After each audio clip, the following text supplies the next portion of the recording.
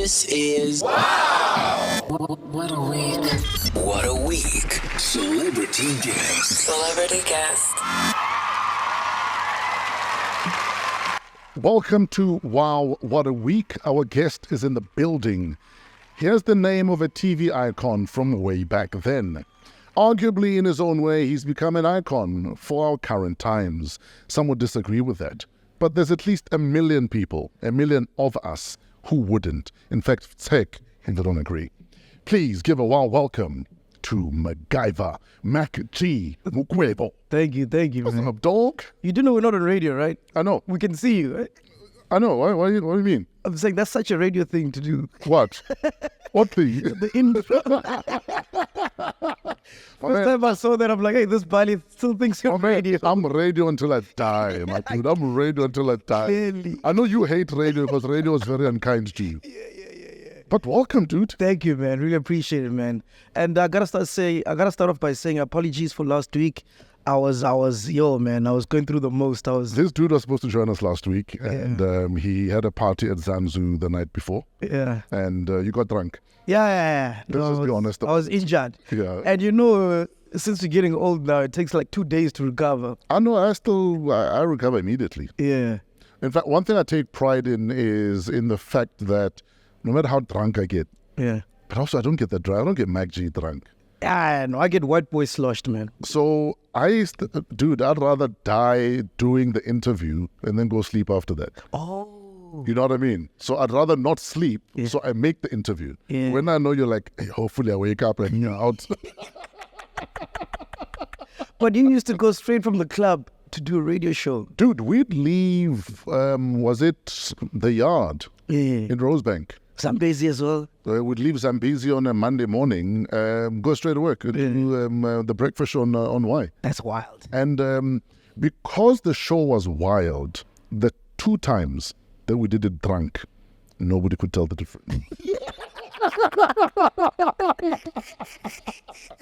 But yes, there were 2 shows we did that we did drunk. Have you ever done a show high though?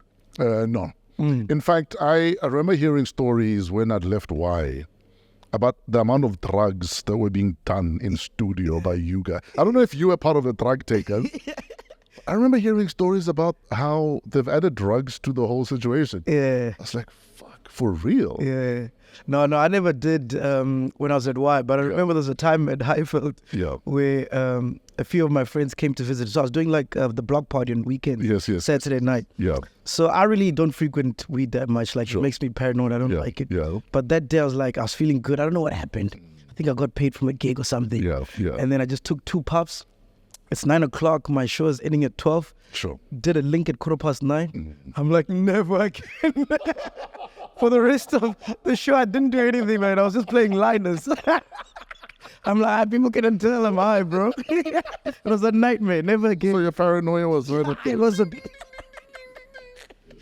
crazy. Why was also a wild time for you. Yeah. And like I said, it was at the time where, so for instance, when we were at Y, it was a lot of, because people think it's sex, drugs, and kwaito music. Yeah. But for a lot of us, it was more sex and kwaito music. And then your cohort at Y added the drugs and the wildness. Yeah. I mean, you were fired because there was dead air. Yeah. Because you were outside fucking. Like, what is that? Yeah. Where did you take her? Was it in the stairwell? No, it was in the underground by the parking. Oh, you went all the way down? Yeah. No, but that stairwell also works though. I thought there was cameras there. No, there isn't. There's a blind spot. Literally the back door. Yeah. Down, stairwell, blind spot. You talking about Rosebank? Yes. No, we had Hyde Park at the time. Oh, were you at Hyde Park? We had Hyde Park. Yes. No. There's own stairwell there. No, the zone was easy. This guy. So we are told. Oh, man, wild times. So when do you meet your fiance in all this madness of your career? Oh, man, it was,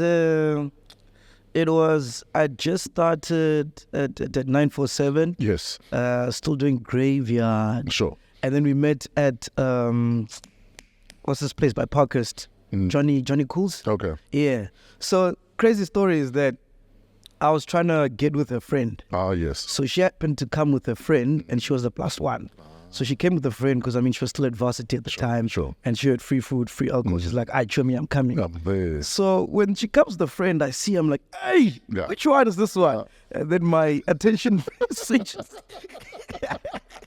And then I was on her from the first moment we met.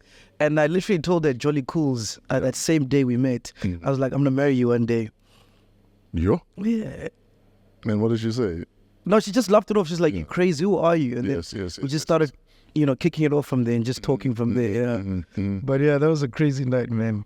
But and then look who we are. And then you decide the other day, I mean, dude, just last week we were finding out that LeWM was divorcing for 100th time. Yeah. And you're like, fuck it, I'm getting married. I don't know about Lewem. I think Lew was busy with sacrifices there. He must be. There's no way. 7th time, dog. Like, that's incredible. But for me, I think the marriage thing is just a title. I mean, if you look at it, we're pretty much been married because we've been living together since our first child was born, which is like 6 years ago. Sure. So even now that I proposed, nothing much has changed. We still love each other the same. But I think it's just great to make it formal so her family can chill a bit and society as a whole, But is this your first proposal, though? No, it's my third. That's why I'm asking you. Yeah. Why did you think she'd say yes this time? I knew she wouldn't say no in front of 10,000 people. There's no ways. It was strategic. Why did she say no the first 2 times? Do you understand why she said no the first 2 times? Yeah, she told me that she was still young and still trying to... Also, it was it's not me, it's not you, it's me situation. 100%. Because the first time my family drove from Venda to Rustenburg. Yes. And they were there only to be told no, But she was young. I mean, when I met her, she was like 21. Sure. So already you were ready when she was 21? Yeah, I was like 27. At the time, I was like, "Listen, man, I got to settle down." Sure. I was more focused in life because, early 20s were wild. So by 27, I'd done it, won the T-shirt, and now it was time to settle down, And then the second time she said no? Second time, I think it was pretty much the same. She's always had like fears of marriage. Sure. I don't know if So it wasn't fears of marrying a broke guy. And now she's like, no, there's a million people who are less likely to starve now. No, when I speak to her, she tells me that she's always been afraid of marriage because of like what it has done to not just maybe like people in her family, Sure. But her friends, because her friends also got married at a young age. Yeah. And it didn't turn out well. So because of that, she's always been like, not too sure, Yeah. So your son is what, 6, 7? 6. You lost your dad when you were 6. No, I never lost my dad. You never? No, he's alive. He was there at San Bernardino. So why is our research saying, what's going on? Why have you killed MacG's dad?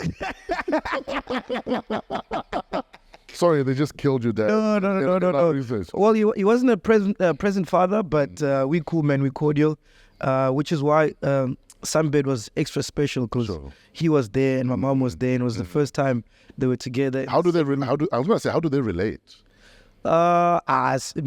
Purely by me.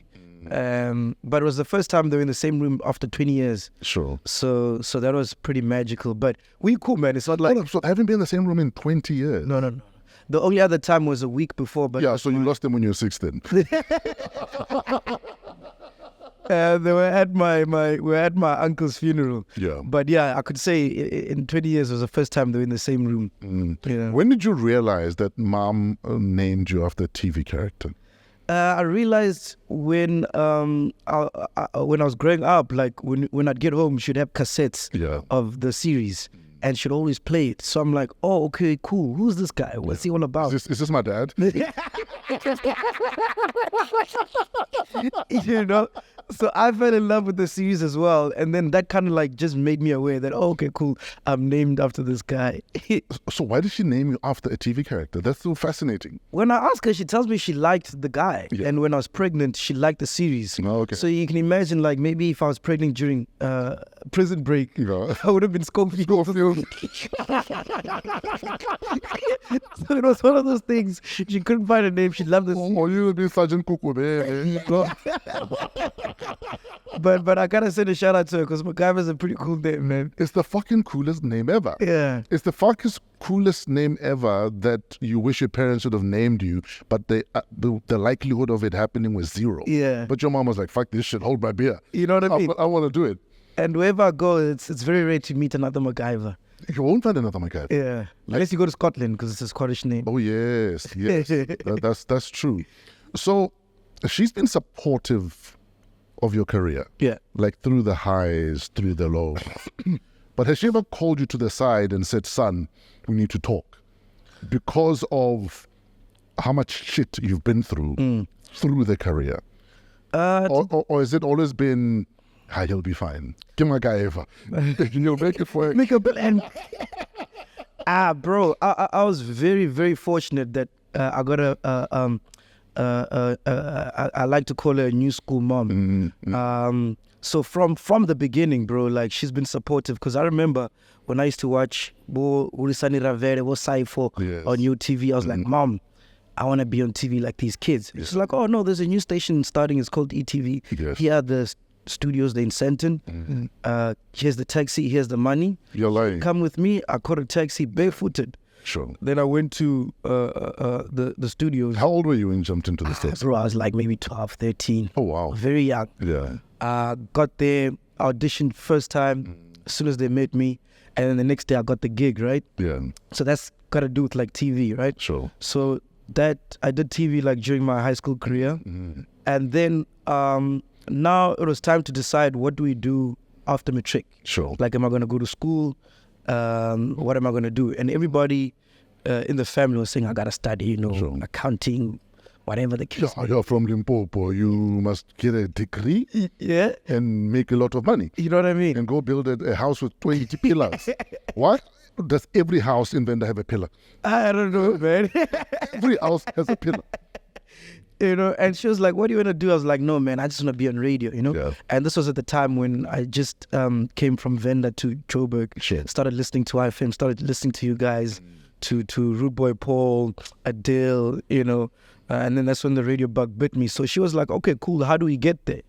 And You're the coolest mom, man. yeah, man. So she took me to, there's a thing Highveld used to do on Youth Day, June 16, Yeah. that invite young people to come and be radio jocks like, Sure. for a day. Yeah. So she took me there and I met, I think it's Mark Pilgrim.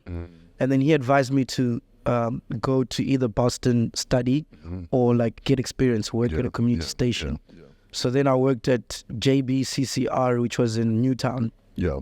And then for a year, I was just pretty much at home, not doing anything. You could call it a gap year.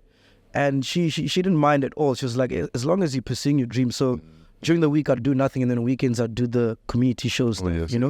And at the time, I was still busy at Crazy. And fortunately, while I was at Crazy, I was able to meet Adele, who was working at Red Pepper at the time, and YFM. I'm actually working on something with Adele right now. Wow. First time I actually met you was with Adele on his show. Yes. And you guys were doing a one-on-one with Kent, In fact, I met you through Adele. 100%. I met Kent through Adele. I met Proverb through Adele. Waxy as well. Waxy I met in Nigeria. I literally met Waxy in Nigeria. He met me because YFM was sister stations with Rhythm FM. Yeah. We went to Nigeria. We were there for 10 days with Dirk. And Waxy's like, I'm coming there. Yeah. And he made sure he come. So you get what I'm saying? So throughout that journey, she's always been like supporting me, telling me, okay, cool, do this, do that, encouraging me. Yeah. I think she's never really been invested in my career. And wherever I work, whether it's Y or Highveld, she was very close with the managers. Sure. So if ever I was out of line, they'd make sure they hit her up first to be like, yo, your son is doing this. Also because you're a child star. In the bigger scheme of things, you're a child. You get what I'm saying? Yes. And then, we had those chats once in a while, but I think she's only been really, really invested in my career since the podcast started. Yeah. Since she watched the first episode, since then she's been a chiller. And she's been advising me and guiding me since. What conversations were you having with her with each firing that happens? It would be like, what happened, And I'd just be like, I messed up here and there. But we didn't go into detail, you know. So she doesn't know you're laughing at poo-poo. No, she doesn't know that. Even the second firing, she doesn't know that. I'm sure she'll know that now, since I'm doing a lot of podcasts. But she didn't know. Like I said, like she wasn't heavily invested in my career up until the podcast. She just knew, okay, cool, I got a job on my radio. Yeah. I'm paying for my bills. Is there any firing that happened where you felt like you deserved a second chance? Or did you understand that you had fucked up? The first one I understood. Second one I understood. The night for seven. In fact, the first one, when I found out, you know, I kind of laughed initially. Yeah. And I was like, yeah, but that was fucked up. Yeah. And I think with the first one, it wasn't about the incident. Yes. It was a build-up. You know, there were some off-air issues that had transpired before that. So that was like the last straw that broke the camel's back, you know. So I understood, you know, because, I mean, before they were like, yo, dude, we really want you here, but we feel like you don't have any discipline, so we're going to put you into Y Academy. Sure. So imagine I'm a jock. I've got a show on the station. Now you must go back to crash. We've got a crash. Can we put you there? You understand? Yeah. So even with that and me doing that, it was like, but dog, come on now. What can we do? You know, so I understood. Yeah. But I think the 947 owner, I was a bit perplexed. I didn't really understand because I tried by all means to show them that, listen, I am grown.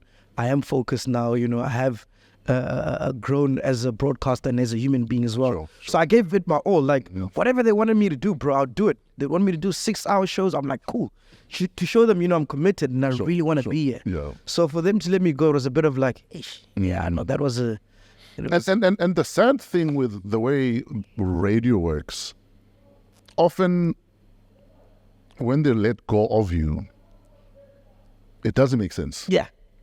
Because they can't prove to you that they've done everything to enable you to give your everything. But it's easy for them to say, no, it doesn't work anymore. But they can't say to you, we've given you every tool, we've given you every support, we've given you every producer, we've even sent you on a course, and you're still not delivering. Yeah. But they'll just tell you, no, sharp. That's how dispensable you are on radio. 100%. But I get it now. As someone who runs a network, I get it that at the end of the day, this is a business. Yeah. So I try to see it from their side of the view. And I mean, I could be wrong, but I think it was a thing of, okay, cool, this guy might be talented, but there's so much at risk. Yes. Can we trust him? He's so unpredictable. Yeah. So, you know, you've worked at Prime Media. Like, there's so much at risk. There's a lot at stake. So if they are to give you a show during the day or daytime, that's a huge responsibility. And, you know, they got to be able to say fully, we can trust, or you'll hold it down, you know. And I think I never got to prove that to them that, listen, as much as I'm unpredictable and I'm like this, I'm still a diligent... You can still, you know, bet on me. 100%. Yes. You know? Yeah. And I think that was the missing puzzle, because the work ethic was there, the talent was there, they could see it. It was just that last missing puzzle where I think I didn't convince him enough. I think with my case with Temba, I still think they bitched out though. Yeah, no, yours is different. I think they bitched out to pressure over something that was... But that for me is not even radio. I think that's corporate South Africa in general. Yeah. They're quick to bitch out. Yeah, they bitch out. When... In fact, I remember even saying to one of our managers, myself and Temba, that you guys are a $1 billion company. You know, you could afford to find an investigator that can prove exactly what we're telling you. And it's funny, we're watching the Kelly Khumalo case right now, where a cell phone expert has been brought in to talk about who's been talking to who. You know, we even said that to them. That, you know, if you got a cell phone expert, they will tell you using our cell phone records that we were never in Pretoria, June, July 2011. That we were never in the close proximity of anyone that might claim it. Just using technology. They still bitched out. No, I mean... and they have the budget. Bro, and that's the thing. They're no different to it girls. They only love you when shit is going well. But when shit is the fan, they're gone. They're the first to duck. I didn't sign up for this. It's like, how about, baby, the sex is good. I can't eat sex every day. I can't wear sex to the Durban in July, you know? And I think that's a conversation we need to have, because it doesn't work like that in the space that we're in. You know what I mean? This is a new space. It's still trial and error. We're still trying to find our feet. So, like, if you really want to work with me and want me to push your product to my audience, then you need to be with me for the long haul, not just for your short term. Not only when it works for you. You get what I'm saying? Sometimes trust me that I've got this. You understand? Yeah. And what these brands miss is that after the storm is done and you're still there with me or whoever, people will, in my instance, the chillers will love you even more. Absolutely. And support your brand even more. Because you're not a fair weather friend. You are there in the storm. You know what I mean? Yeah. But unfortunately, a lot of, like you're saying, a lot of corporates are about the now, as opposed to we will weather the storm, and at the end of it, we're all going to be richer for it. You understand what I'm saying? Yeah. Which is why I love our collaboration and partnership now with Stripe Toast Beer. Because they're like, dude, bring the controversy. We love it. We've got your back. No matter what happens, no bull, just beer. In fact, I think you guys should have a hold my beer moment with your sponsor on your podcast. Yeah. You must actually build in a nigga hold my beer moment. You're welcome, Stripe. King Stripe Toast. Hey, radio guys with your features. So a nigga hold my beer. But when you started your podcast, you went through a stage where it was clear you were hurt by radio. Yes. And it was, you wore your heart on your sleeve about that. Are you over that radio hurt, or are you still getting over the radio hurt? I'm over it, man. Like, I'm over it. I mean, I'll always love... Do you remember the point where you were like, actually, fuck radio, I'm done? I'm over you now. It was at the point where I realized that I don't need it, you know? Because all I've known is broadcasting, you know, like yourself. So the only mode of broadcasting that I know is radio. Sure. But I realized with the journey that I've been through that no matter if it's podcasting or radio, as long as I'm broadcasting behind the mic, I'm happy. That's where I feed my soul, you know? Yeah. So I think for me, I was hurt with radio. And the reason why I was hurt with radio is not necessarily being fired. It's just the way broadcasters are treated. You know, I think there's a fairer way and there's a more civilized way of how that medium can be handled, you know? And you know, the way they manage radio talent, it's almost like they forget that you have plans. Yeah. You can't tell me in February that, in April you don't have a job anymore. Yeah. But I've got kids in school, I've got a house I'm paying, I've got a car I'm paying. Like what the fuck are you doing? Yeah. Like if we were to do that to you, and in fact, and I always laugh about this, that in soccer, if a team is not performing, the coach must go. Yes. In radio, the talent goes. Like how is your star striker the problem? Yeah. Like how? Yeah. It doesn't make sense. Yeah. And people don't realize that if you deep dive and ask why the numbers are not working, maybe it might be management, because management are imposing things on you that you know will not work for your audience. Sure. But when you try to implement your ideas, there's no room for that, you know. So that's why I try to do with the network, like whoever I've worked with on other shows on the network, current employees or past, they'll tell you, like, I give them free reign. I'm like, express yourself, because when you are happy on the camera, the people that are watching can tell, bro. And that's how, you know, the show grows. And I think the beauty with the space you're in right now is there's no time for bullshit. Yeah, exactly. People can see right through it. There's no time for bullshit. There's no time for airs and graces. There's no time for, today. No. Like, people switch off immediately. Exactly. And they don't come back. Yeah. That's how you know you've lost them. They don't come back the next time. 100%. And you only have one moment to actually capture them. And unfortunately, people in radio have stopped understanding that. 100%. That if you lose me once, I'm not going to come back. There's so many new radio shows that I listened to once, and I'm not going to come back. Yeah. But because radio management generally are fucking around, they forget to teach these kids that if you're not memorable, sorry, you're going to lose half of your people. Yeah.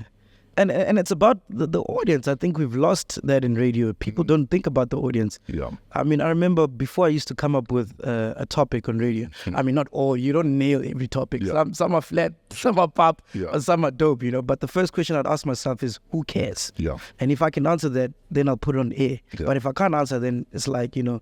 So there's a lot of self-loathing right now and people not understanding who they are talking to. And at the end of the day, whether it's podcasting or radio, the audience comes first because they are the ones that get you to 1 million. It's not really about you. It's about the audience, you know? Now, you often talk about how Howard Stern is a big influence in terms of what you do. People like Fat Joe. And there's a school of thought that says radio people that style themselves around shock jocks often want to be shocking for the sake of shocking versus I want to say something that might shock you. Where do you stand on that? I mean, do you wake up and say, today I want to shock them?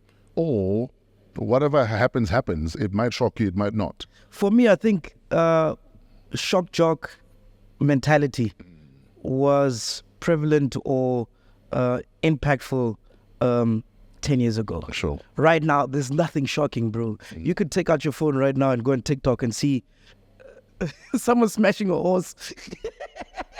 Which TikTok are you on? Because the TikTok I am on, nobody's smashing a horse. But what I'm trying to say is that to wake up and say I'm going to shock people right now, you have to be doing some crazy things, you know, because like the world is shocking as it is right now, you know, without even having to think hard. I mean, just South Africa alone with the shit that comes out. What in a movie? You know, in a movie. We're in a movie, you know. But my yes, I aspire to them. I love those guys, but my intention has never been to wake up and say, let me shock people. Yes, sir. It's always stems from, let's try this. Is it dope? Let's try it. Yes. If we fail, we fail. If it's dope, it's dope. You know? If it's dope, let's do more of it. Let's do more of it. You know what I mean? But it's never like, oh, let's do this to shock people. And I think if we did that, people would be able to tell, you know, because there's a lot of instances where we could have done that, where we did an episode and had we launched it, our numbers would be even crazier, you know, and would get clickbait and get all the views. What episode was this? Is this an episode that never went out? Yeah. What's his name? That's our best one. Okay. Yeah. So, why did it not go out? Sorry? Why did it not go out? For security reasons, man. It was. Whose security is in jail? No, ours, bro. Because the people that were implicated in that episode are very powerful people. So we're like, hey, listen, man, you don't want to step into that zone. You don't want to rattle this tree. Yeah, we're not an ANN7 or whatever. We're just here to entertain people, and that's not our field, you know what I mean? And I think if we wanted views, we could have dropped that. It would have been shocking. When you decide not to air an episode like that, how far into we are airing it do you decide, okay, we're not fucking airing it? Yeah. Luckily, and which is where the growth is, I've got a team around me who advises that, okay, cool, let's not do this for whatever reasons. Because also, you do have someone you listen to. Yeah. I have to, man. I got people in pain now. It's not just me. You know what I mean? But for me, like every single time, I'm always like, let's do it. Let's do it. Yeah. So I was like, we had a call until like Monday morning. And we recorded the show on Saturday. We played for everyone in the team. We consulted lawyers and all that stuff. Yeah. And out of everyone, I was like, guys, let's do it. We'll see. If we die, we die. What a nice way to go out. They'll have a Netflix special. That's content, you know what I mean? And then, you know, within reason, then I understood, okay, cool, let's not, you know. For example, even with the Sunbed Arena, yes, I wanted to do it in April, 15th of April, I think. Yeah. And we had only sold 500 tickets. I was like, we'll see on the night. But I'm glad that I took other people's advice and we postponed it because it was such a... it was a nice build-up. It was a nice build-up. You know, it hit 1 million. Yeah. And it was... Everything fell into place. 100%. Everything fell into place. 100%. And sometimes that's where you need the sounding boards. Yes. Because, you know, from your own point of view... I mean, me, I just want to rock. What do you just want to rock? I just want to rock. I want to later. What do they say? Do something and then ask for forgiveness later. Yeah, something like that. Yeah. Like you're saying, if we die, we die. Wouldn't that be dope? What's the worst that could happen?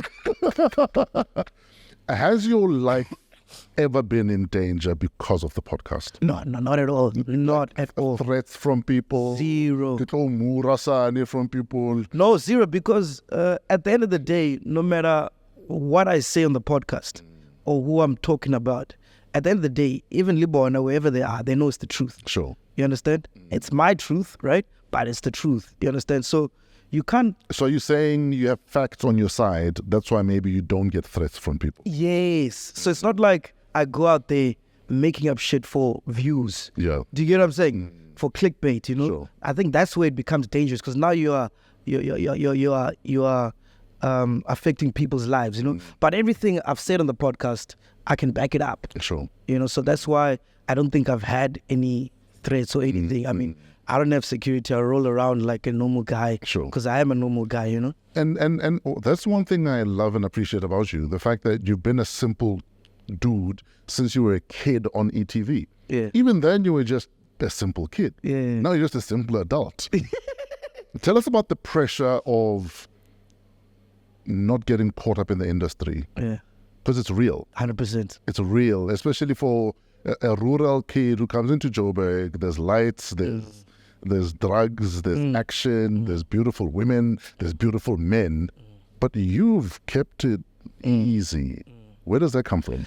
It comes from crazy. Yeah. So I'm from Limpopo. I just hit Joburg. Yeah. Now I'm on TV. Fuck, man. But you're not barefoot anymore. No, I'm not. Okay. Because you did your audition barefoot. Yeah. Why were you barefoot? Like, I don't understand. Bro, I was like, let me catch a taxi. I mean, in Venda, we walk around barefoot all the time.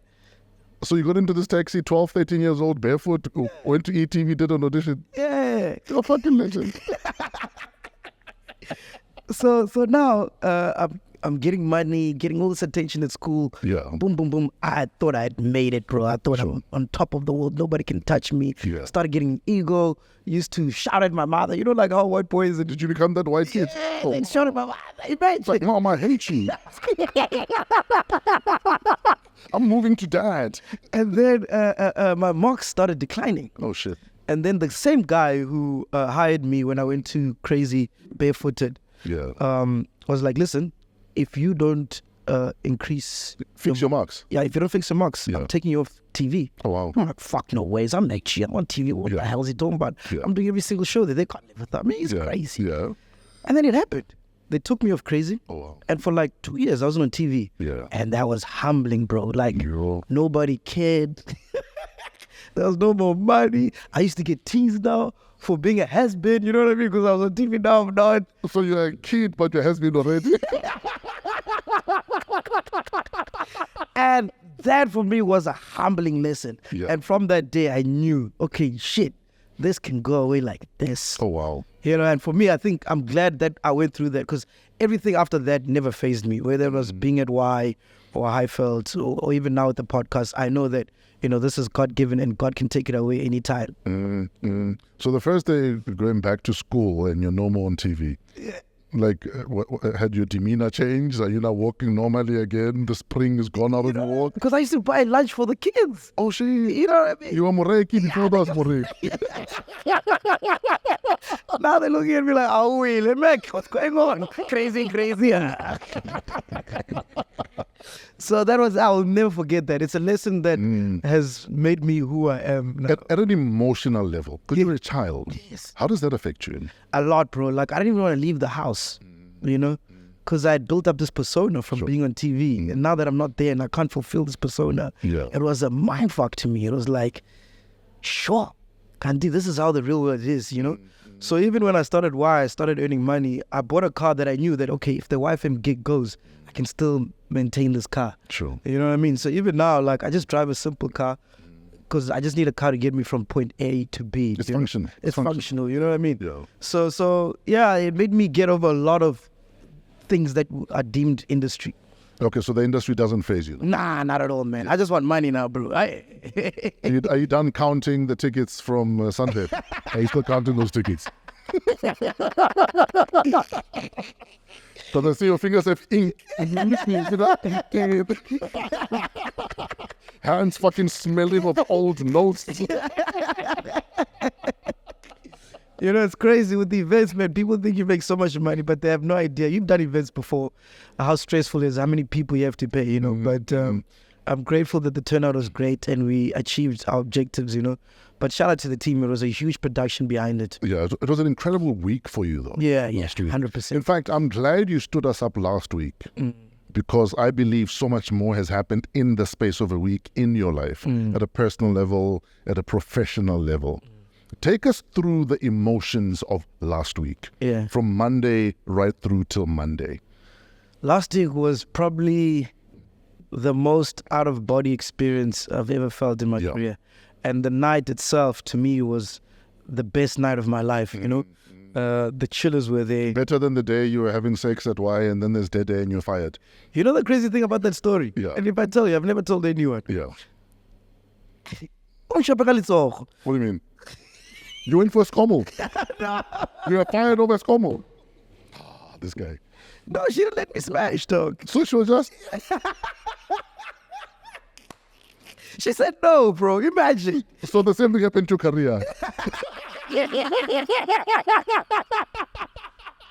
Hey, man, that girl. Hey, must have that girl on the podcast. Man. Hey. So when can she be on the podcast? What's her name? We'll go find her. I forgot her name, man. Yeah. But to go back to last week, so... was it at least a good wank, though? No. We didn't do anything. But was it at least a good wank? Nothing. No wank, nothing. Nothing. Zero. I'm telling you. She said no, and I was like, hey, okay, what do I do? So how did the music end? The music ended... Oh, were you still negotiating? Yeah. Just the tape.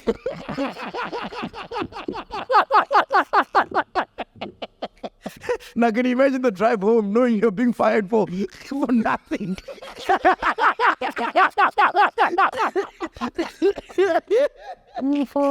Oh, man. It's funny to look back at now, but at that day, I was mad at her, dog. I never wanted to see her again. Yeah, but I was going through so many emotions last week, and the best way that I thought I could not stress too much about the event is the whole week. Last week, I didn't do anything in terms of like shooting or take meetings.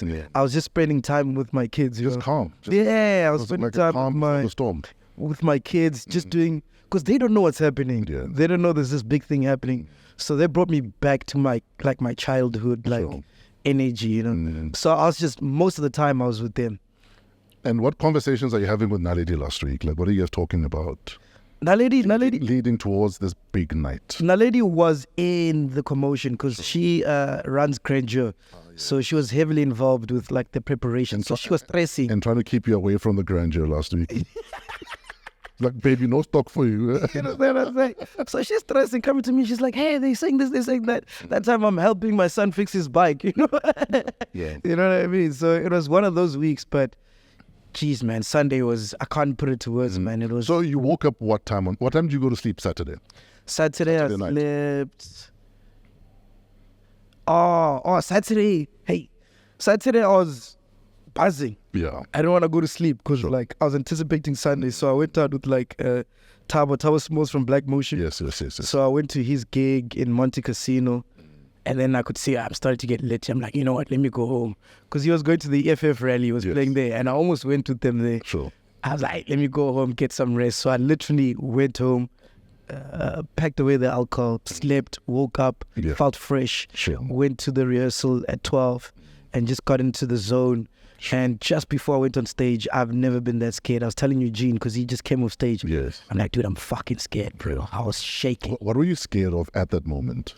I was scared of disappointing people. Because they've all come out. You understand? Sold out an arena. Yeah. I've spent money that might have been for the Danone. I'm here. It's different from going out at Joburg Day where there's 20,000 people, but you're just announcing the next act. Sure. So those guys are not really there to see you. They're just there to see Black Coffee. You're the main act. So I was the Black Coffee of the event, you know. So I was scared, like I don't want to disappoint people. Yeah. And they come there and they're like, that was a trash show, you know. So that's what I was most worried about. Anything else, I can deal with, but I just wanted people to have a good time and to feel the energy that I was feeling. Sure. But I think, man, the energy was insane. There was so much love there, man. The love was surreal. No, it was incredible. It was like goosebumps. Like if you don't have goosebumps, chances are you are dead. But if you didn't get goosebumps at any of what happened on Sunday, then you're the problem. Yeah. It's not me, it's you. No, the energy. Even Pops was saying, man, and he does a lot of shows. He's like, bro, the energy outside is insane. It was just love, bro. Like love. I even said this on stage. I wish I could have bottled it Yes. and keep it. How far ahead did you plan that, okay, I'm going to propose on this night?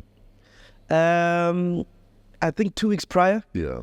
Because I was like, wait a minute, man. My family's there. They drove on from Venda. Her family's there. The chillers are there.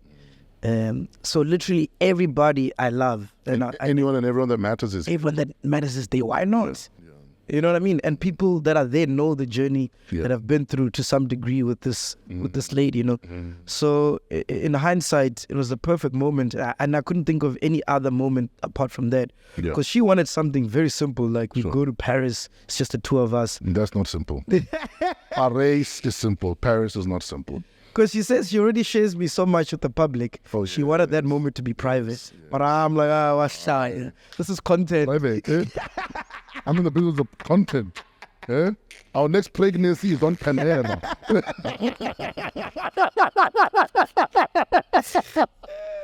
Yeah, man.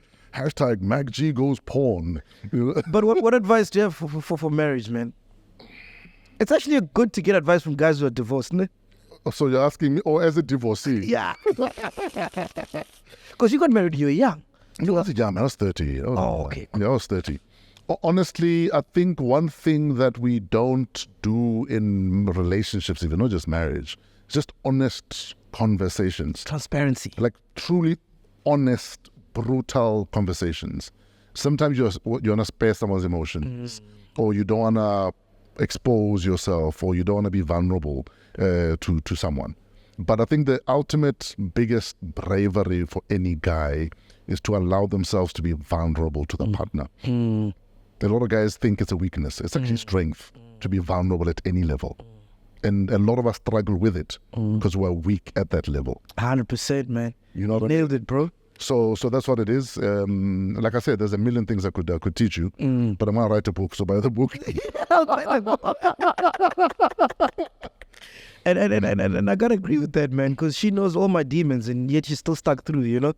And she's still with me, and that's when I knew, okay, this is the one. Are there any demons that you're shocked she was like, it's fine, you are still my Usoholes, you know? Nah, not really, because I think we're into the same things, you know? Yeah. It was just about transparency, like you said. So she also rocks the girls? I'm checking. He's checking. She also touches the girl. Imagine it.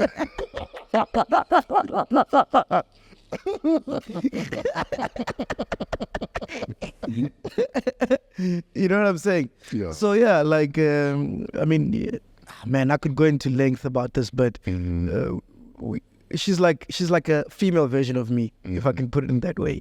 Yeah. Now, there's something I preach to people about how the law of incremental gains is never wrong. That if you do the same thing every day or every week or every month, something will happen. Yeah. Growth happens. Yeah. And I think you're the perfect example of that for the last 5 years, you've been faithful to your journey. You've been unrelenting. Even when just 100 people were tuning in, you've been unrelenting. Did you ever want to give up? Yes, definitely. Yeah. Just before I answer that question as well, I think that's a very key important thing that you just mentioned, because you mentioned the past 5 years, but I've been doing that all my career. Sure. It's just that the past 5 years, there were just cameras. Yes. You understand? Because even at Y, when I was doing weekend breakfast, not weekend breakfast, I was doing... Graveyard. Yeah. I don't know how many people were listening. Yeah. It could have been 5, 10, but I remember there was one night you were listening because I was taking over from my boy. Yes. And you spoke on the phone with me, which was like, I'll never forget that. And you're like, yo, bro, you're doing amazing. Keep at it, you know. So no matter what show I was doing, I'd always put in the same effort. Give 100%. And give 100%. And that is so critical. You know what I mean? Yeah. And I took that same energy and focus into the podcast. Ah, yes. So that work ethic was there. It's always been there. Yeah. No matter what show I'm doing, even if I'm standing in for Drive or I'm doing Graveyard and 10 people are listening, it doesn't matter. But I almost gave up. There was an episode I did with DJ Spoo where there wasn't I couldn't see the light. Yes. Like the money I had was depleted. The following wasn't growing. It was just more financial. Yeah. The passion was still there. I mean, it's broadcasting. I love broadcasting. But it was like, okay. But passion can't pay the rent. You understand? Yeah. And it was getting to a point where now I have to loan money to do this thing. To keep going. To keep rolling. But fortunately for me, which is why I think I'm so blessed and I appreciate my ancestors and I appreciate God, is whenever I reach that point, something always comes up. So no matter what I'm going through, whatever I need always happens, So literally within the next week, we got our first paycheck. Oh, nice. And then that kind of spiraled and kept us going. Had that paycheck not come in, how might your journey have changed? Oh, bro. I think I was going to reach out to Mamzo. Oh, shit. Okay. And ask for some coins. What do you think she would have said? She would have heard me out, and she probably would have helped, because at the time, she had money, right? But she didn't want to spoil me. She said, you must go out there and fend for your own, Yeah. But she didn't know what the podcast was. She didn't even know I was doing a podcast thing.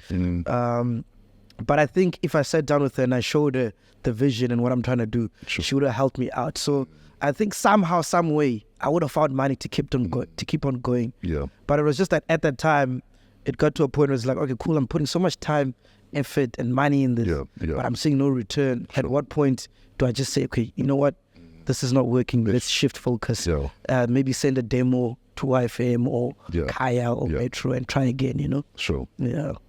You've also run a club at some stage. Yeah. What were your learnings from running a club? Yeah. Like, what would you, like, if I was opening a club today, what are the do's and don'ts based on your experience? Don't drink your stock, Chief. Hold up, so you used to go and then drink the bar? Oh, wow. That's how we got out of business.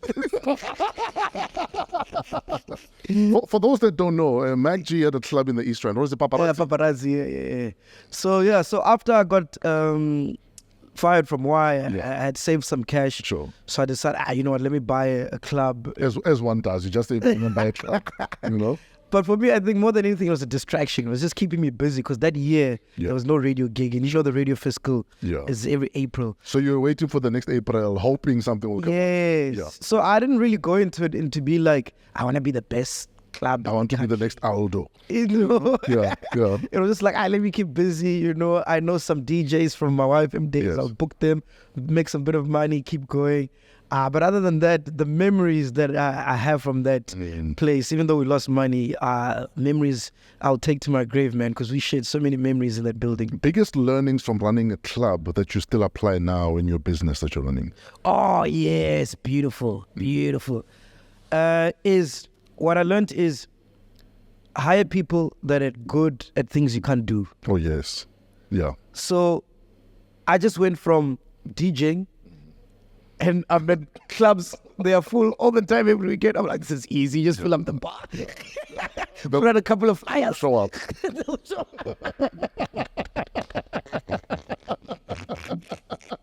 Can't do the stock taking, there's this. It's a business. It's a business, you know what I mean? So I literally was the manager, I was doing the bar, I was the security, I was everything. And then that's, when I just couldn't handle it. So now even with the network, I hire people that are good at their job. We've got a CEO now, we've got a sales team, we've got an events team. And the events team are good at events. They're eventing people. They're eventing people. It's not you just saying, I used to do gigs with both names. Now I'm rocking the girls. You know what I mean? So even with sound, I've got the best sound guy in the country, So that's what I learned, definitely, So you're learning lessons. Yes. You've also courted quite a bit of controversy with your podcast. Yeah. Are there any things you look back at that you wish you had done differently? Based on the feedback you got about whatever episode it was? No, not at all. Because I think more than anything, once an episode goes up, it means, I'll speak for myself. I don't know about Sol and Kagi. It means I'm happy with what I said and what the product is going out there. Sure. And I think, if it wasn't for some of the controversy, I wouldn't have learnt and become a better broadcaster.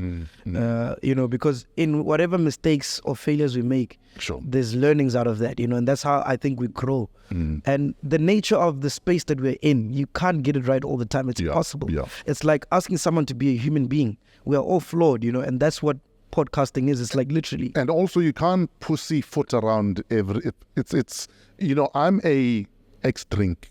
If you don't like the drink, go drink something else. Yeah. But I am ex-drink. Yeah.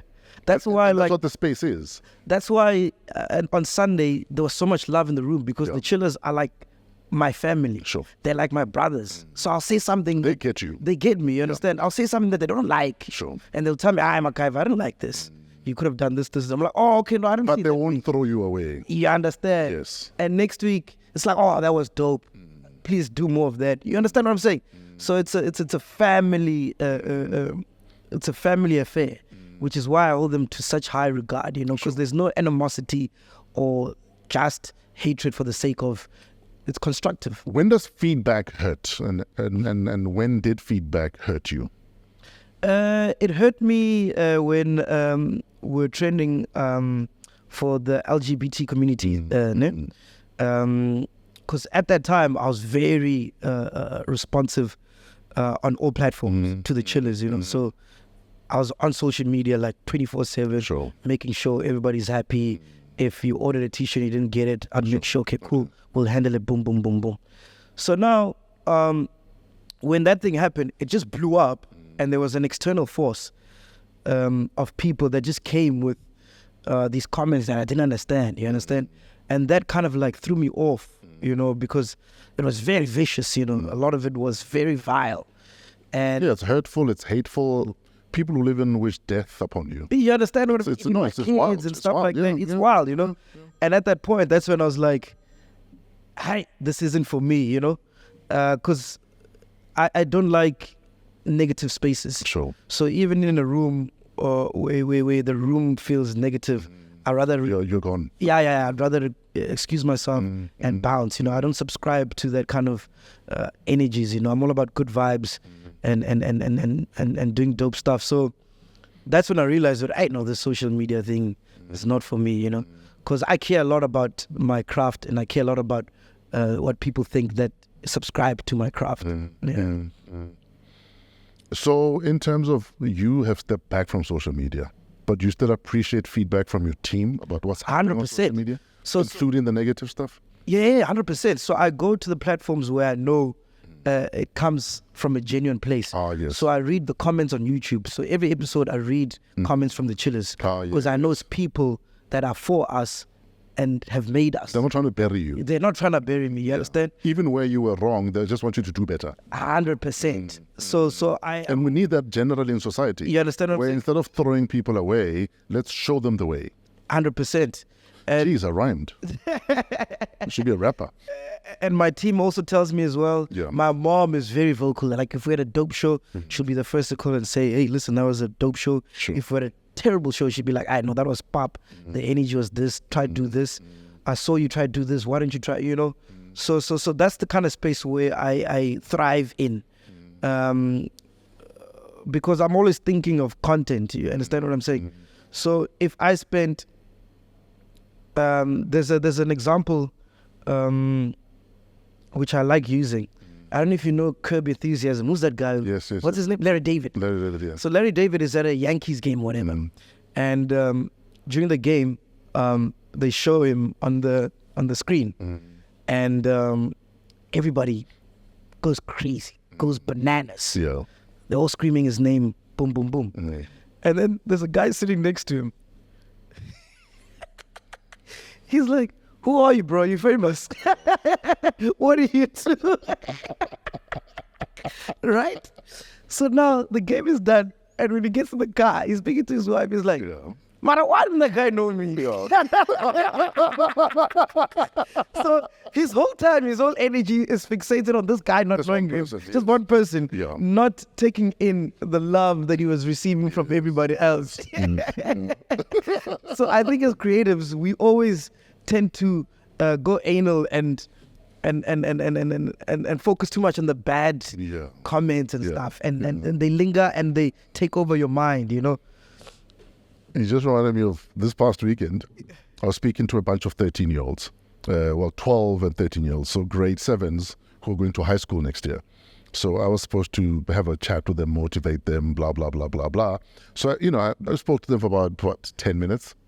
And right at the end, these kids want pictures and autographs. And this girl, I think she's about 12, she comes up to me and she's like, before you spoke, I had no idea who the hell you are. But I'm glad you were here because you have a new fan. Thank you for speaking to us. Yes.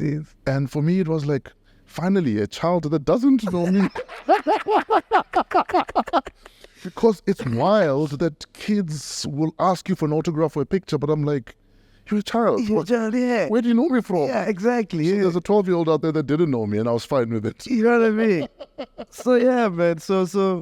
That's why I'm off social media, because I need my head to be clear. That's how I come up with Focus on the game. yeah, with Not content. on the noise outside the 100%. Yeah, I need to block out the noise so I can.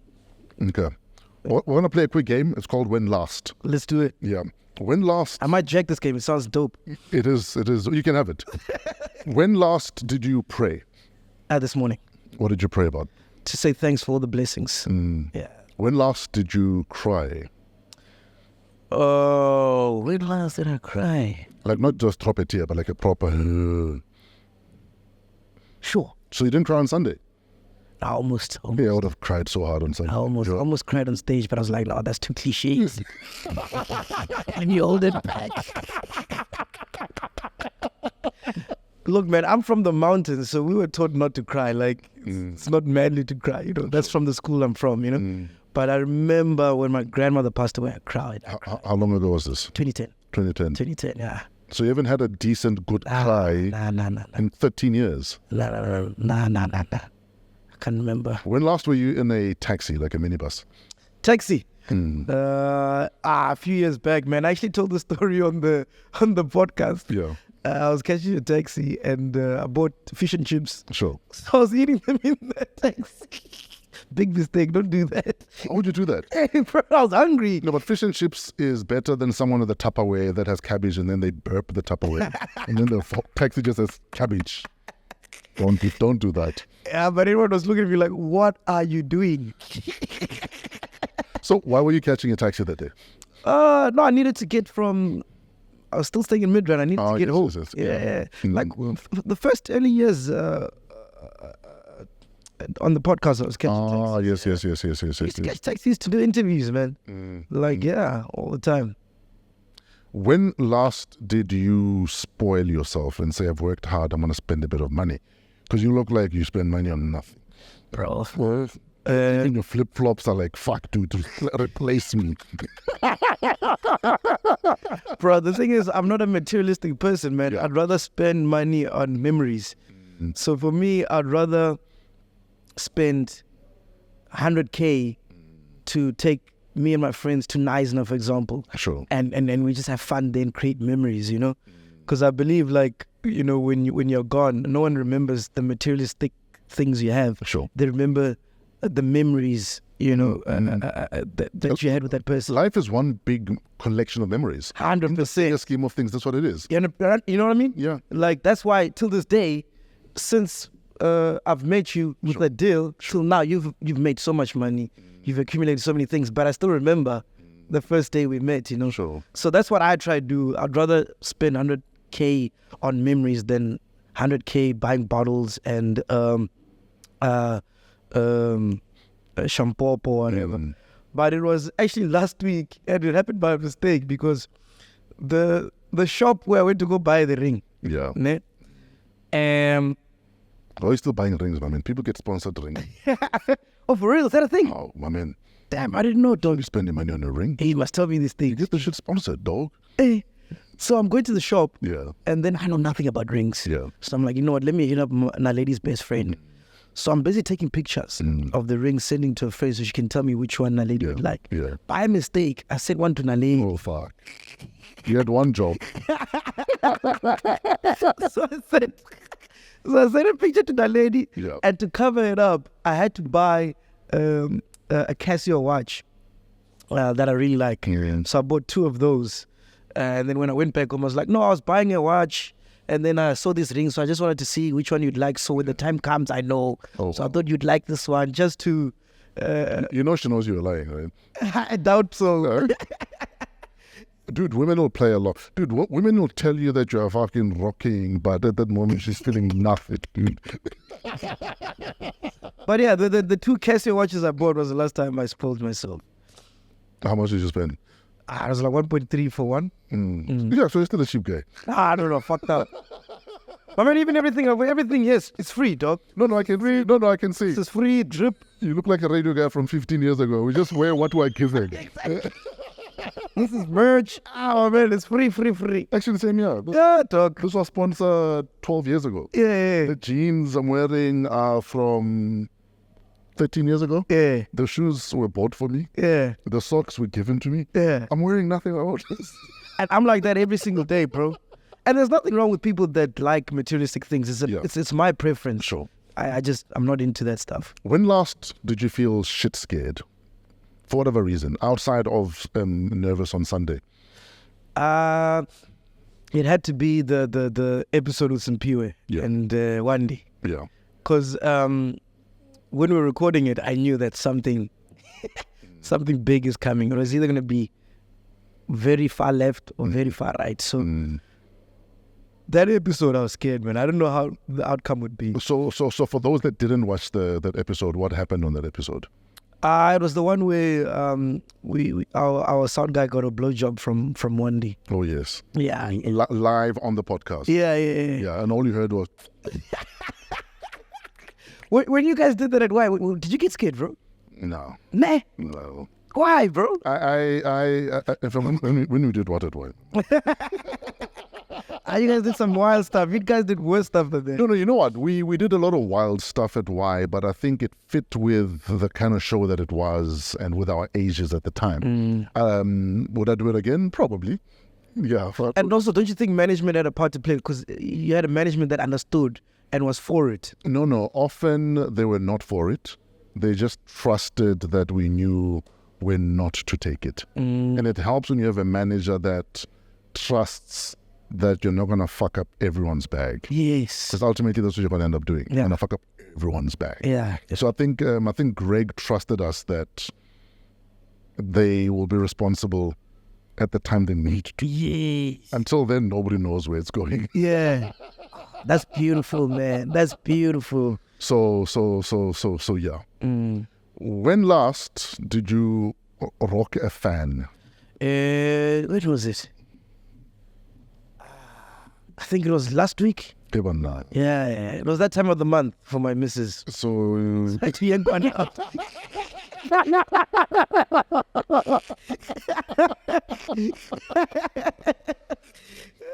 I had to, man. and you tell her when that happens. No, she knows. Yeah. She knows how I do the Vaseline, so when she sees the Vaseline, she's like, you've been rocking, I see. And I'm still trying to figure out, what do I do to the Vaseline that's so evident? Well, how do you grab, do you... No, I just, You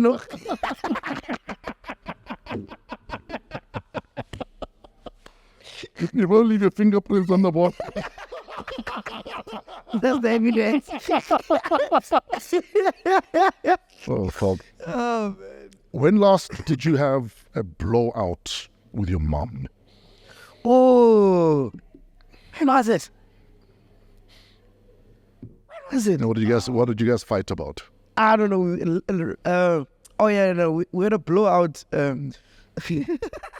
It's crazy. She's such a chiller right now, no? Yeah. That every time I'm with her, she just wants to talk about the podcast. Oh, shit. So I was like, Mom. It's not a bad thing. I'm like, Mom, relax. Yeah. Like, can I just be your son for a second? Yeah. When I come to you, it's because I want to, Sure. not focus about work, not talk about work. I just want to be your son and just forget about it for a minute. He's like, okay, cool. Now, 5 minutes later, on the podcast when you did this. So I'm giving up. But we're always having a back and forth about that. Shame, man.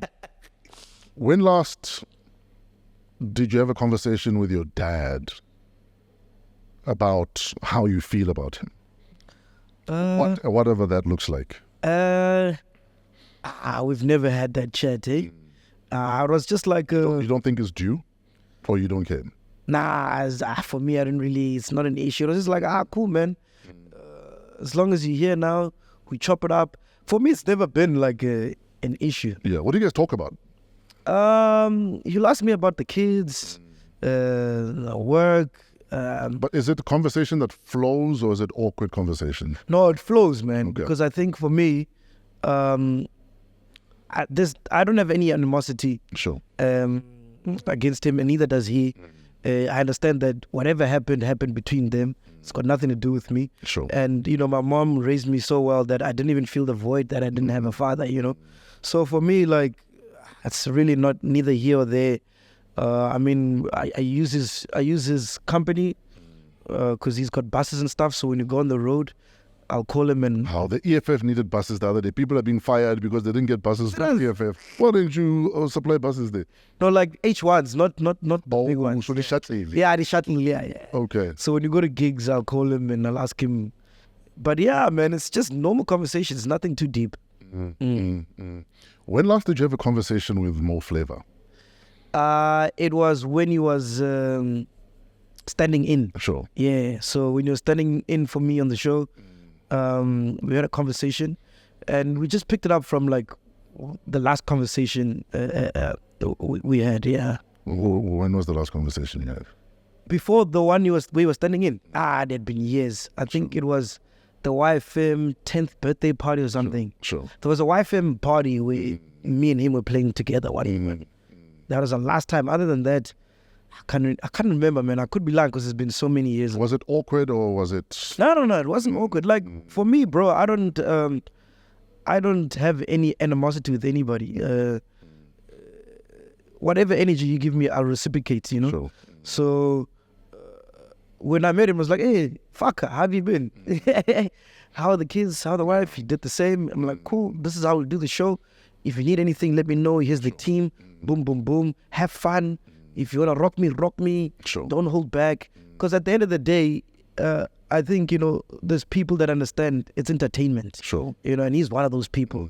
Like, you are one of those people. Like, after doing this podcast, I could go on my one and rock you. Mara, I don't think... It's not personal. It's not personal. Yeah, and I think people almost wish it was personal. That's why they're shocked when they realize that, okay, these two sometimes do talk. Yeah. You know what I mean? And then people think, no, he must hate MacG. Why is he not on the show? Yeah. MacG must hate him. Why is he not on MacG's show? Yeah. And then I was disappointed when it happened.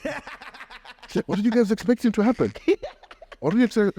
You know what I mean? Yeah. And I'm like, no, man, it's not that deep. Yeah. And like you were saying, unless it's something so personal, but not necessarily truthful, yes, then it's a different story. Yes. You know what I mean? Then, yes, you might wait for a guy outside the podcast. Yeah. And say, come here, I just want to talk, my man. 100%. I mean, there's something, now that you mention it, Caesar Zomo, we were doing a podcast once, and they were asking me what I think about Caesar Zomo. I was like, What is it, Tom? sorry. You see, you're starting. I'm like, no, Caesar Zomo is a dick. Like, he's got a big ego. Like, he thinks he knows it all. He's full of himself.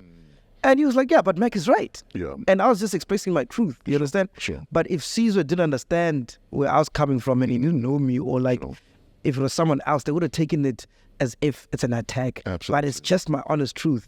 And the thing is, I have to tell my honest truth at all times, irrespective of whether I'm hurting someone's feelings or not, because that's why chillers come back week in, week out. Sure. Because that's what the show is about. So the moment I stop being real, you know what I mean? Stop being truthful to what you're experiencing and what you are living right now. You understand? And if your living is so-and-so is a dick, that's my truth. That's what it is. You know? And if I think so-and-so is such a great person, that is what I feel. Someone could think you're a dick, but I think you're the nicest guy. Absolutely. You know, because like everything that we are doing now as the network is a mold of what you guys used to do. You know, your smooths, which is, you know, if you have a platform, put people on. If you're blessed, bless other people. You know what I mean? We need to work together. Don't fly alone. You understand? If you discover wings, let's all fly. You understand? Yeah. So when I say Fresh is one of the dopest guys I've ever met in the industry. You are not fake. Like, bro, when I was down and out, when celebrities wouldn't even say hi to me at a club, you'd come and pick me and my friends from the line and say, hey, Mac, what are you doing in the queue? Come in. Yeah. Let's rock. Even though you didn't need to. Sure. So that's my factual truth, Yeah. And someone out there might think you're an asshole. Or you're, And they're entitled to that. and they're entitled to that, But I think being real and being true to yourself, if you can do that, then nothing else should matter. What I need to tell you, though, just in terms of the interview that we did on Podcast and Chill, because I wasn't doing interviews. Yeah. In fact, I was turning down interviews. But one of the reasons I needed to be on your podcast, apart from the fact that I had an album coming out, or an EP coming out, was I felt I was ready to talk about all the shit that happened to myself and Timber. And I'd like to tell you that from the minute I was on the podcast, for me, it was almost a healing process also. Wow. Because I was telling Timber the other day that people underestimate the trauma of what we went through. They underestimate it. People think it was just social media or whatever it was. Or why don't you just let it go? Or if you're not guilty, let it go. And people underestimate how traumatic it is to go through all of that shit. 100%. But being on a show such as yours, for me, not only was it cathartic, but it also helped me deal with... So, for instance, there are certain names that I'd see on social media that for me were a trigger. And they trigger any sort of emotions, whether it was anger or fear even. You know what I mean? But after doing your podcast, those words started meaning nothing to me. Sure, that's beautiful. Like, they started meaning nothing to me. So for me, I needed to go through telling my truth. And I remember a lot of people said, don't do the podcast. No, they always say that, yeah. And I was like, no, I want to. I need to. Because if I don't do it, then I'm going to explode. I've got all this shit I want to talk about. And I don't want to use it to say, here, feel sorry for me. I don't want sympathy. But everyone has a story to tell and everyone deserves to tell their story. And I think your podcast has been that for a lot of people. 100%. And it's for that reason that I need you to keep on. I need you. It's important for you to get to 2 million subscribers because the bigger you are, the bigger a platform everyone else has to tell that truth. And for me, that's where the power of what you do lies. That you are that place for people that have nowhere else to go. 100%. And that's what the platform is about, man. Yeah. Just telling your truth in your own words. Sure. And what people don't understand is that they think we search for controversy and are gonna trick you and whatever. Every single person that has been at the podcast can tell you it's not even like that. Sure. You yourself know it, from first-hand experience. Sure. I think what people don't understand is that the controversial things we will ask you, but it's how you answer. Yeah. It's your truth. Yeah. What do you want to say? That lies with you. Sure. So, you can take it wherever you want to take, but we will give you the platform to tell your truth because we were never afforded that platform. Absolutely. So I think that's why it's a stamp of approval when legends like yourself and a Black Coffee and a Julius Malema and John Kanye and all the legends we've had come on the show, because they get it, Sure. And it's not just a herd mentality. Absolutely. Yeah. What would you like to say to the feminazis that obviously you want you dead or want the podcast to fail or are probably nar because you're now at 1 million subscribers, or they think you hate women or that you're misogynistic, all of the words that have been thrown at you? What would you like to say to those people? I would like to say keep going. Keep going. They give us the numbers. It's free marketing, dog. Who's going to say no to free marketing? Feminists, haters. I love haters even more. Yeah. Because they iron out your mistakes. Sure. They're like a free consultation. Exactly. So if you check the haters, they'll only tell you all the negative things. Sure. And if you work on those things, then, you'll only become a better person. So... you're saying what I tweeted to someone about 10 years ago. Yeah. That... You have two options here. You can be upset that someone said something horrible to you, or you can read what they said and see if there's any inkling of truth in it. Yes. And work on that. Yeah. Then you're winning. Yeah. So it's either you're a victim or you're a growing person. Yeah. That's all it can be. And there's no one that knows everything about you more than haters. Yeah, absolutely. They know everything. My man, they follow you on social media. Why are you following me if you hate me so much? Because it's like, chat when they don't know what you're up to. So they need to see what you're up to. And your biggest way of dealing with them is to fucking kick ass and 100%. succeed at what you do. 100%. And that's what you've done. 100%, man. That's what you've done. Because I realized at a very early stage that I've got no one to no one to respond or like to appease or show. Sure. Because my friends know I'm not. Sure. You have nothing to prove to anyone. Because the people I love and I cherish. I don't owe you an explanation. Exactly. Yeah. You understand what I'm saying? Like everyone at Sunbed Arena knows that through me. Yeah. And that's all that matters, So I don't need to. And it's something that I learned from Anel. Because Anel was guapped, bro. Like Anel has got money for days, long money, right?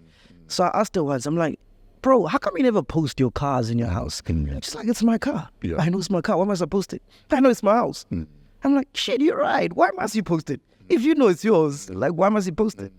So that's the same way with this. If I know I'm not misogynistic, Sure. and everybody else that I care about knows I'm not, then why am I must trying to prove myself to anyone else? You understand? And It's only if my mom calls yes. and she's like, my son, Or the people you love. all the people I love. Yes. That's when now it's like, hey, okay, what's going on? But until then, yeah, don't make your negative perceptions of me my problem. yes, Your problem. yeah, you deal with them. Mac, we're out of time. We were supposed to have you here for... How long were we supposed to have Mac here for? Sorry, I've got management. Hey, management, yeah, sure. You need to fire them, chief. If you're not on radio, I told you, you're not on radio. Yeah. This is a podcast, we're going for 10 hours. I was going for 10 hours. They don't understand. Guys, you're fired. Okay, except the videographer. We still need the video. I mean, you'll be fired tomorrow after you deliver. But bro, I just wanted to say, man, I'm usually reluctant to do interviews because I get asked the same questions. I know. How was it when you started the podcast? Boom, boom, boom. But this was so enlightening. I really, really, really appreciated this, man. That's dope, man. Like I can tell, like, fuck, I'm in awe of your interviewing skills because now it's been done with me, so I'm like, oh shit, that's dope. I'm gonna do that tomorrow. Next week we're gonna try that. You're such a legend, bro. You got me to talk about stuff that no one else has ever And that was the point, because I know, we can't bring you here and ask you the same shit. Yes, and that's broadcasting. We know you've been fired. We know the shit you've been through. Yes. But we don't know where that girl took you though that got you fired. So now we know that you didn't even rock. All along one more good. And I kept it going. I didn't deny. My dude, please get to 2 million fast. Yeah. Because, like I said, the more people that buy into exactly what you're peddling, which is freedom of expression, amongst other things, but also freedom to dream so big that you can actually fucking get there. Yeah. You fucking dare to dream that big and you're there. If we're not going to learn from this man, whether you hate him or not, if you're not going to learn from this man, you're not going to learn from anyone. That's all I can tell you. Thank you, big dog. Remember I used to come to you at 5FM to shadow you? I know. Oh. Hey, he was a rash,